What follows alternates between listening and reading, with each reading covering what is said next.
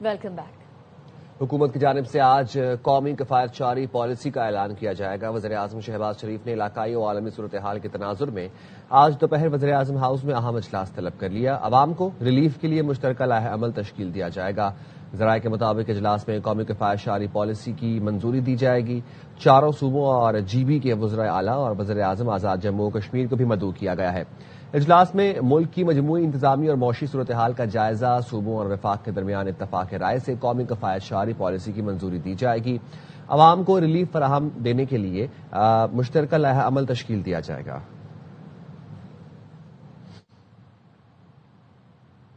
بین الاقوامی مارکیٹوں میں خام تیل کی قیمتوں میں 25% اضافہ ریکارڈ کیا گیا۔ رائٹرز کے مطابق عالمی مارکیٹوں میں خام تیل کی قیمتیں 2022 کی بلند ترین سطح پر پہنچ گئیں۔ لندن برنٹ خام تیل کی قیمت 25% بڑھ کر $119.50 فی بیرل پر پہنچ گئی۔ امریکی WTI خام تیل کی قیمت 25% اضافے سے $119.48 فی بیرل پر پہنچ گئی۔ اسرائیل اور امریکہ کی جانب سے ایران میں تیل کے ٹینکرز پر بمباری اور آگ لگنے سے عالمی مارکیٹوں میں ہلچل مچ گئی ہے۔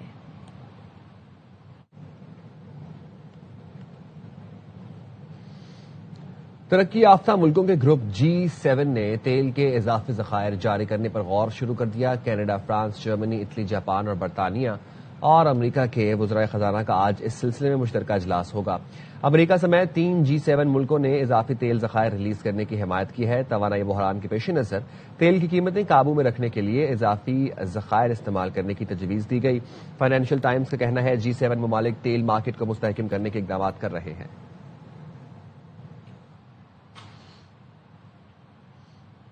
پاکستان سٹاک مارکیٹ کاروباری ہفتے کے پہلے دن کھلتے ہی کریش کر گئی۔ 9,700 پوائنٹس کمی کے بعد کاروبار 1 گھنٹے کے لیے بند کر دیا گیا تھا، اس کے بعد دوبارہ سے شروع کیا گیا۔ انجم وہاب سے مزید تفصیل جانیں گے۔ جی انجم۔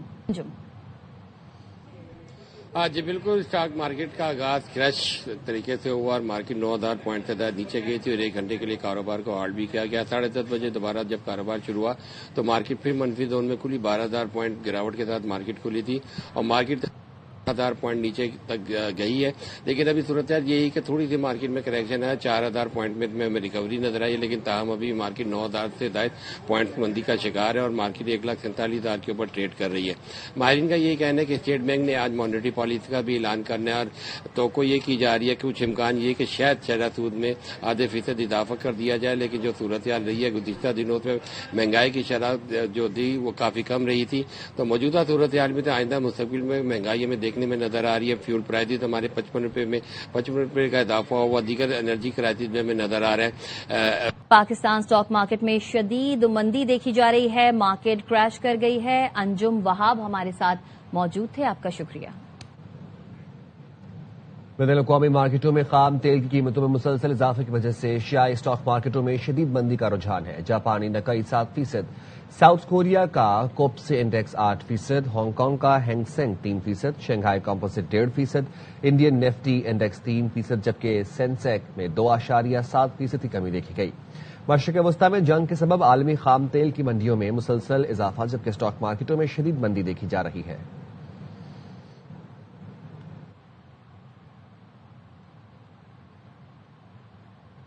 اسٹیٹ بینک آج نئی مانیٹری پالیسی کا اعلان کرے گا۔ گورنر اسٹیٹ بینک جمیل احمد کی زیر صدارت مانیٹری پالیسی کمیٹی کا اجلاس آج اسٹیٹ بینک ہیڈ آفس میں ہوگا۔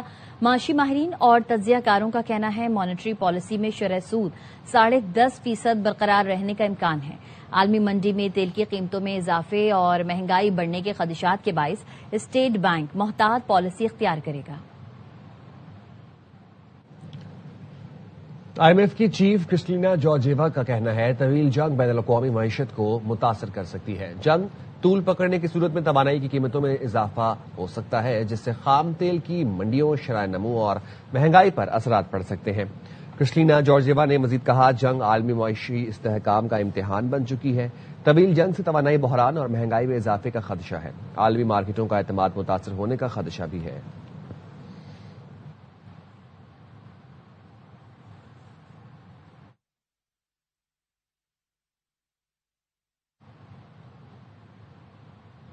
ایران نے نئے رہبر اعلیٰ کا اعلان کر دیا. مجلس خبرگان نے آیت اللہ مجتبی خامنائی کو بھاری اکثریت سے رہبر اعلیٰ منتخب کیا.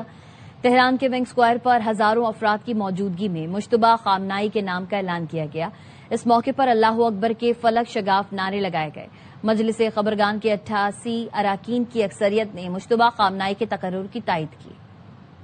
ایران کی فوج اور سیاسی رہنماؤں نے نئے سپریم لیڈر مجتبی خامنائی سے وفاداری کا اعلان کر دیا. پاسداران انقلاب کا کہنا ہے کہ وہ مجتبی خامنائی کی پیروی کے لیے تیار ہے. اسپیکر ایرانی پارلیمنٹ نے مجتبی خامنائی کو سپریم لیڈر منتخب کرنے کا خیر مقدم کیا.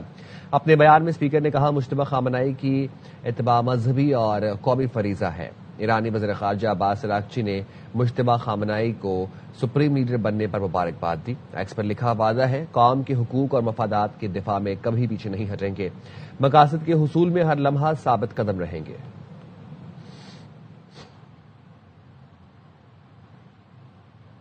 فاکس نیوز کے ایک پروگرام کے مطابق امریکی صدر ڈونلڈ ٹرمپ ایران کے نئے رہبر معظم مجتبی خامنائی کے انتخاب سے خوش نہیں ہیں. اینکر برائن کلیٹ کا کہنا ہے انہوں نے اعلان کے بعد صدر سے بات کی جن کا کہنا تھا میں خوش نہیں ہوں. کلیمٹ نے ٹرمپ سے اپنی گفتگو کے بارے میں مزید تفصیلات نہیں دی ہیں. ٹرمپ نے اس پیش رفت پر تاحال کوئی باضابطہ بیان جاری نہیں کیا ہے. ٹائمز آف اسرائیل کو انٹرویو میں ٹرمپ نے مجتبی خامنائی کے انتخاب پر تبصرہ کرنے سے انکار کرتے ہوئے صرف اتنا کہا دیکھتے ہیں کہ آگے کیا ہوگا. ٹرمپ نے مزید کہا ایران کے خلاف جنگ ختم کرنے کا فیصلہ نیتن یاہو کے ساتھ مل کر کریں گے. اس سے پہلے ٹرمپ نے کہا تھا خامنائی کے جانشین کے طور پر ان کے بیٹے مجتبی خامنائی کا انتخاب ناقابل قبول ہوگا.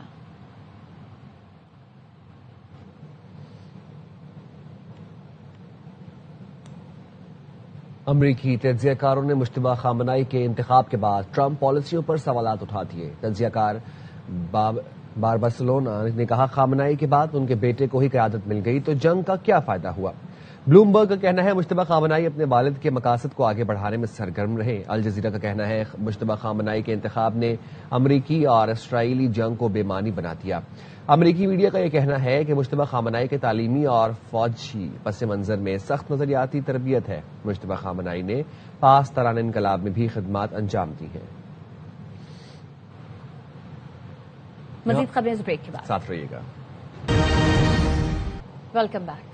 اسرائیلی فوج نے جنگ کے 10ویں دن ایران پر فضائی حملوں کی نئی لہر کا آغاز کر دیا. اسرائیلی فورسز نے پاسداران انقلاب کے ٹھکانوں پر حملوں کا دعویٰ کیا ہے جس میں پولیس ہیڈ کوارٹرز اور اصفہان میں کمانڈ سینٹر شامل ہیں جو بسیج فورس کے ذریعے زیر استعمال ہیں. فضائی حملے میں ایران کے راکٹ انجن کی تیاری کے مراکز اور بیلسٹک میزائلوں کی لانچنگ سائٹس کو بھی نشانہ بنایا گیا. اسرائیلی فوج نے وسطی ایران پر بھی حملے کیے. الجزیرہ کے مطابق دارالحکومت تہران میں دھماکوں سے شہری لرز اٹھے.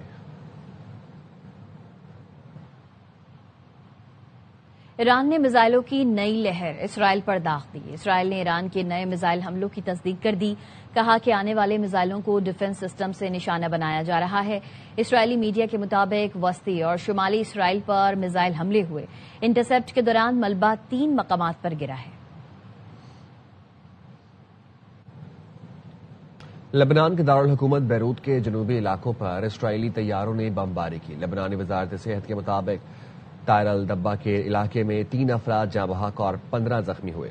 جوئیہ میں بھی 3 افراد جاں بحق اور 16 زخمی ہوئے. الجزیرہ کے مطابق حزب اللہ نے ٹیلی گرام پر بتایا کہ شام کی سرحد کے قریب سرغایا میں اسرائیلی فوجی ہیلی کاپٹر سے آئے. جنگجوؤں کی اسرائیلی فوجیوں سے جھڑپیں ہوئیں. سرحدی قصبے ادیسیہ میں پیش قدمی کرنے والے اسرائیلی افواج پر راکٹوں، توپ خانے اور مشین گنوں سے حملے کیے گئے جس سے وہ پسپا ہو گئے.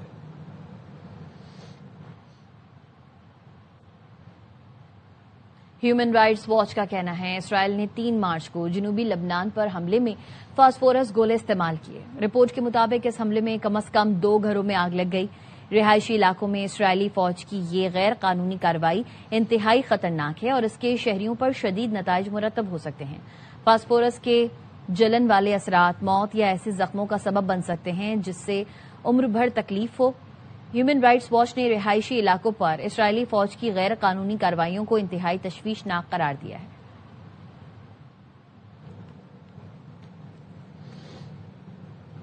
سعودی عرب نے انتباہ جاری کیا ہے کہ اگر عرب ممالک پر حملے جاری رہے تو ایران بڑا نقصان اٹھائے گا. سعودی وزارت خارجہ نے ایرانی حملوں کی شدید مذمت کرتے ہوئے کہا तेल तनसीबात, हवाई अड्डों को निशाना बनाना आलमी कवानीन की खिलाफ वर्जी और सलामती और इस्तेहकाम को खतरे में डालने की कोशिश है। मुमलिकत और दीगर खलीजी ममालिक पर हमले नाकाबिल कबूल हैं। सऊदी वजारत खारजा ने अपने अड्डे जंग के लिए इस्तेमाल होने का ईरानी दावा भी मुस्तरद कर दिया। वाज़ेह किया कि हमले जारी रहने से इलाकाई कशीदगी बढ़ेगी।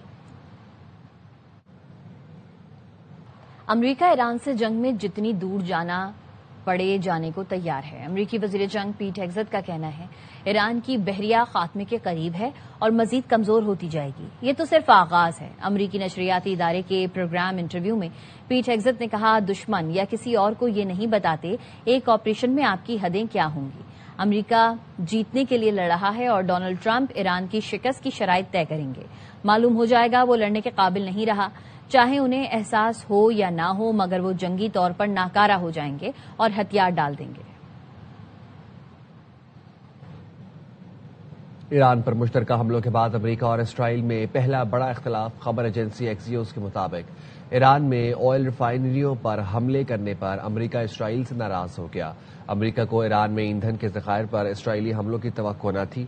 ईरानी तेल की तनसीबात पर हमलों से तेल की कीमतों में इजाफा हो सकता है। एक्सियोस की रिपोर्ट के मुताबिक अमेरिका और इसराइल में बड़ा इख्तलाफ आला सियासी सतह पर हल करने का इम्कान है। ईरान पहले ही खबरदार कर चुका है कि तेल की कीमत $200 फी बैरल तक जा सकती है। अमेरिका को तशवीश है कि ईरान में ऑयल तनसीबात की तबाही से खौफ फैल सकता है। ईरान पर हमले से ट्रंप काबीना में इख्तिलाफ था। CNN रिपोर्ट में इंकिशाफ। रिपोर्ट के मुताबिक ट्रंप काबीना और करीबी अफराद ने ईरान पर हमले से एहतियात का मशवरा दिया था। जेडी वेंस मशरक़ वस्ता में नए तनाज़े के हामी नहीं थे। नायब सदर और फौजी हुकाम ने ट्रंप को ईरान पर हमले के असरात से आगाह किया था। अमरीकी वजीर खारजा पहले ही वेनेजुएला के मामलात में मसरूफ थे। अमरीकी आला हुकाम ने ट्रंप को ईरान पर हमला न करने के लिए कायल करने की कोशिश की। ट्रंप की ख्वाहिश पर इसराइल के साथ मिलकर अमरीका ने ईरान पर हमला किया। ट्रंप की ख्वाहिश देखते हुए काबीना ने फैसले की हिमायत की। यहाँ वक्त हुआ एक ब्रेक का, साथ रहिए। Welcome back. अहम खबर देंगे। अफगान तालिबान और फितनल खवारिज के खिलाफ पाक फौज की मौसर जवाबी कार्रवाइयां जारी हैं। सिक्योरिटी जराये के मुताबिक पाक फौज ने शुमाल जनूबी वज़ीरिस्तान से मुल्हिका अफगान तालिबान की पोस्ट को निशाना बनाया है। तफसील बताएंगे लईकुर रहमान। जी लईक। जी रीबा, अफगान तालिबान और फितनल खवारिज के खिलाफ पाक फौज की जो मौसर कार्रवाइयां जारी हैं, उनके तहत एक कार्रवाई की गई है जनूबी वज़ीरिस्तान के इलाके शवाल में। मुल्हिका इलाके में अफगान तालिबान की पोस्टों को निशाना बनाया गया है और इस कार्रवाई के नतीजे में अफगान तालिबान और फितनल खवारिज जो वहां पर मौजूद थे भागने पर मजबूर हुए हैं। बादशाह इस पोस्ट को धमाका खेज मवाद से उड़ा भी दिया गया है। पाक फौज अफगान तालिबान के ठिकानों और फौजी तनसीबात को मुसलसल निशाना बना रही है। जी अरीबा। लईकुर रहमान अपडेट कर रहे थे, शुक्रिया। कोयटा के बाद तुर्बत में भी ग्रीन पीपल्स बस सर्विस का आगाज कर दिया गया। वजीर आला सरफराज बुगटी ने ग्रीन पीपल्स बस सर्विस का इफ्तिताह कर दिया। सरफराज बुगटी ने कहा, बस सर्विस से रोजाना 4500 से ज्यादा अफराद मुस्तफीद होंगे। तुर्बत और जिला केच के अवाम को मयारी सफरी सहूलियात मिलेंगी। तुर्बत में खवातीन के लिए मखसूस पिंक बस सर्विस भी जल्द शुरू की जाएगी। AIY डिजिटल नेटवर्क ने डिजिटल मीडिया प्लेटफॉर्म नुक्ता के अक्सरियती शेयर्स हासिल कर लिए। नुक्ता AIY ग्रुप के बैनुल-अक़वामी मीडिया नेटवर्क का हिस्सा बनकर दुबई हेडक्वार्टर से काम जारी रखेगा। कामरान खान AIY में चेयरमैन AIY न्यूज एंड नुक्ता की हैसियत से शामिल हो रहे हैं। कामरान खान का नुक्ता पर मारूफ प्रोग्राम ऑन माई रडार जल्द AIY न्यूज पर भी नशर किया जाएगा।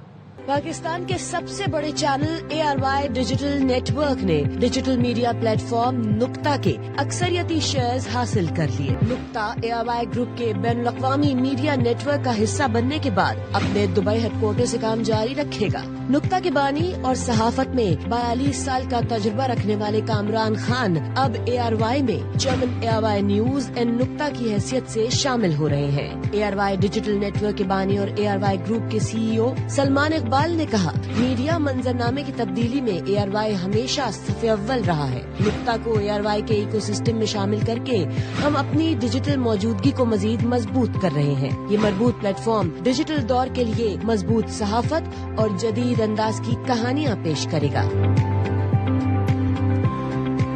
पर मारूफ प्रोग्राम ऑन माई रडार जल्द ही AIY न्यूज पर भी नशर किया जाएगा। ورلڈ کپ کوالیفائر میں قومی ہاکی ٹیم کی شاندار کارکردگی پر وزیر اعظم شہباز شریف نے قومی ہاکی ٹیم کے ہر کھلاڑی کے لیے 15 لاکھ روپے انعام کا اعلان کیا ہے۔ وزیر اعظم نے کہا، ورلڈ کپ کوالیفائر میں قومی ہاکی ٹیم کی شرکت نے شائقین میں جوش اور ولولہ پیدا کیا۔ یہ انعام قومی ہاکی ٹیم کی ثابت قدمی کا منہ بولتا ثبوت ہے۔